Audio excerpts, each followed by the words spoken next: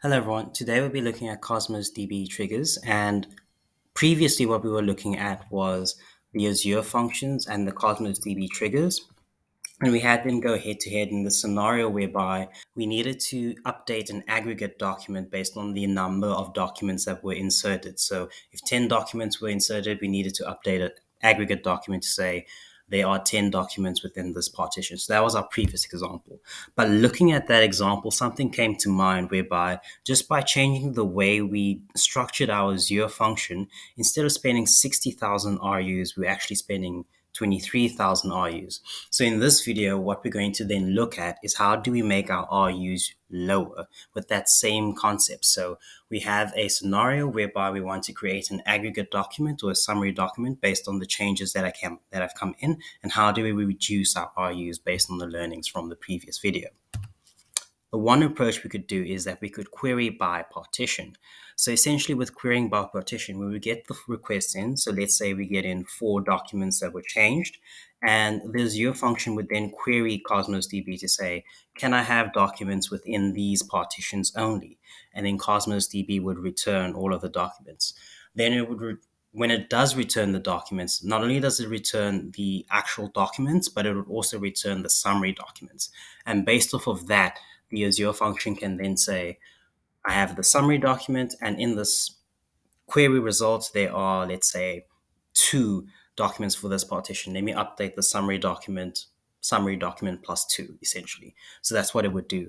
And when it does this, note that it would be only running the queries or the request for 3 partitions as opposed to the 4 documents that have been sent. So that's how we save less on paying for the aggregation. Another approach is that we could calculate, and by calculate, I mean we could run the calculations within the query itself. So let's have the same scenario whereby we have an Azure function, it gets a request with 4 changes.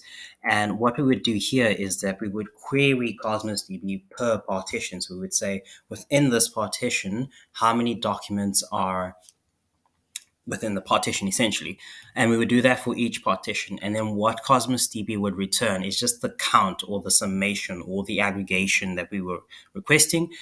And with that aggregation, it can then update the summary document. And how we save on costs here is that instead of running a query to pull all the documents within a partition, we just run the query to pull the number or the actual value. So it saves us from pulling 1,000 documents. We just get one value, and then we update the summary document that way.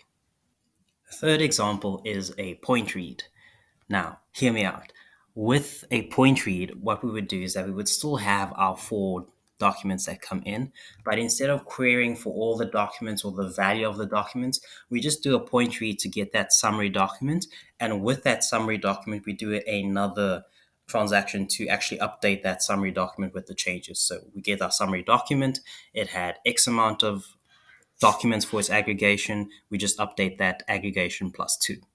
And then in that way, we save on paying on cost, because instead of running a query to see how many documents there are in the partition or running a query to calculate the value, we just run a point read to get the summary document, update the summary document, and push it back into Cosmos DB.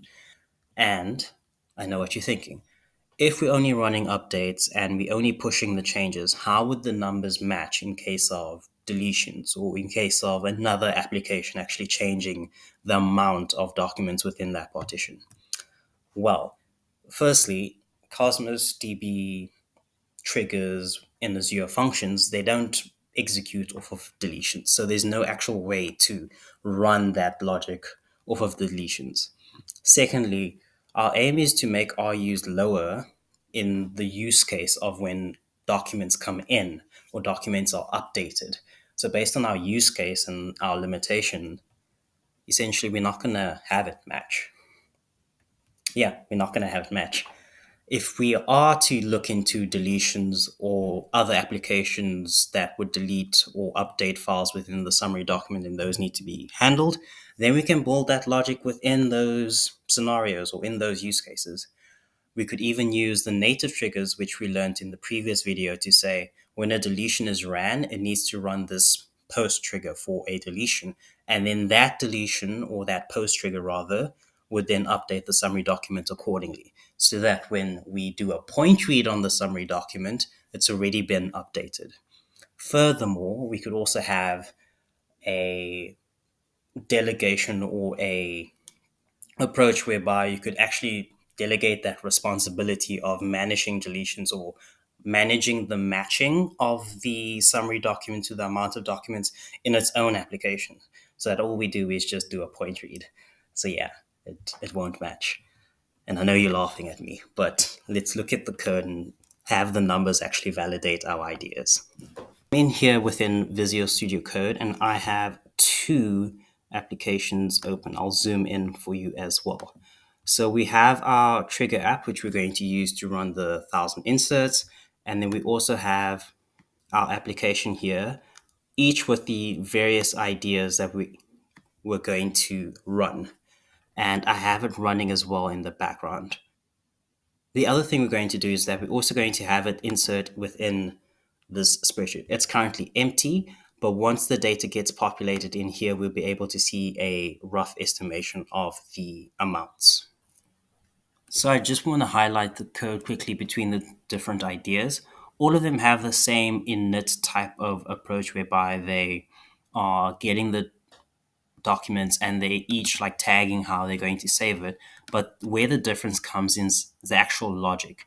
So as we mentioned in the query by partition, we're getting all the documents. Well, in this case, we're going to call them movies. And when we get all the documents, we're going to split them out by type. So the actual documents would be called movies, and the summary document would be called view. And then based off of that, we would then create the aggregation. In the second idea, we mentioned that we were just going to query the values themselves. So you noted here, we can actually see that we're doing a select and we're doing that aggregation within the query itself. And we also ensuring that we're not getting the summary document, as well as we're making sure that we're getting all of it within the correct partition itself. So with that, then once we have the actual result, we just update the summary document with that result. And then in the third approach is that we just do a point read and update the red item with the changes. So we get the summary document by using a point read. And once we have the summary document, essentially what we do is that we just update the size or the aggregation using the changes. So those are the three ideas, just a quick rundown of the code. So back in the sheet, we can see that we have no items until we run the application. And I've already kicked off the Azure function. So all of them are essentially just waiting for the inserts to happen. And with that, I'll kick off the application.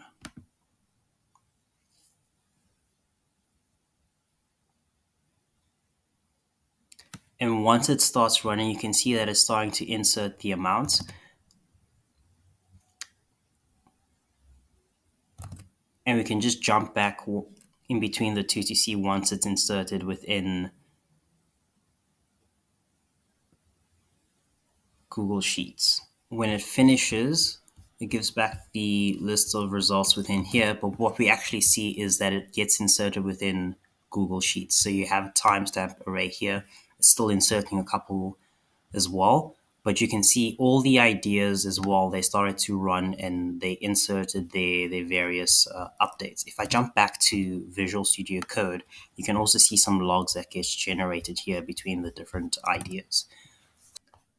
And looking at the results, whether it be running a query by partition, running a query that just gets the values, or running a point read, you can see that running a point read by itself is actually way less than running those two ideas. But the average RU spent between querying the values and running a point read is slightly the same. But in the long run or in the long term, you can start to see the differences actually start to show up. So at scale, running a point read is more efficient, but you could still get away with running a query by value, because then it also gives you the opportunity to perhaps tackle the question that you might have on the matching values.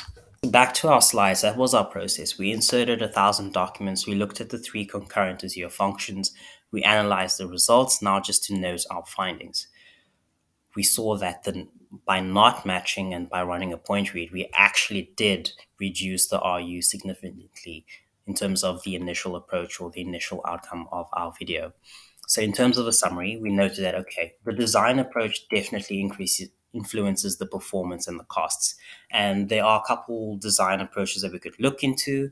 One is the partition query, one is the calculation query, and the third one is the point reads. Each has their own pros and cons in terms of how to reduce RU and how to ensure that the data matches. But we saw that using a point read is significantly cheaper than the other two approaches. So just designing our solutions to encompass point reads can then benefit or yield a lot of good results.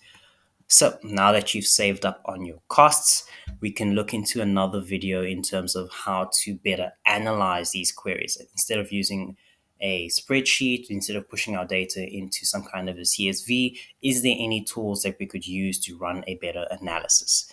Thank you for your time. If you have any questions, feel free to put them down below. And I'm looking forward to the next video.